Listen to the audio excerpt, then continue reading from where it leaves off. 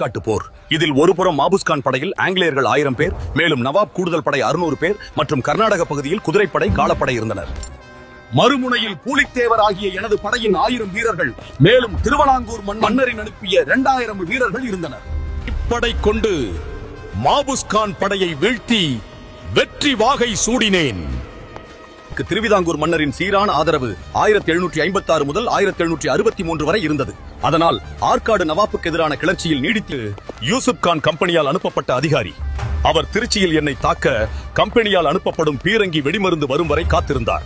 1760 ஆண்டு செப்டம்பர் பீராங்கி படை வந்து சேர்ந்தன. பிறகு யூசுப் கான் நெற்கட்டும் சேவல் கோட்டையை இடிக்கும் நோக்கத்துடன் தாக்குதலை நடத்தினார்.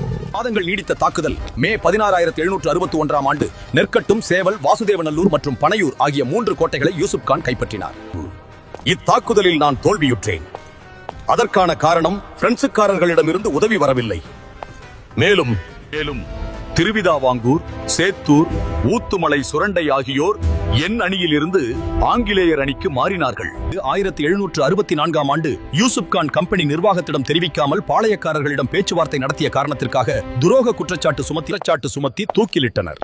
அதன் பிறகு நான் தனது பாளையத்திற்கு திரும்பி ஆங்கிலேயருக்கு எதிராக பாளையக்காரர்களை திரட்டத் தொடங்கினேன்.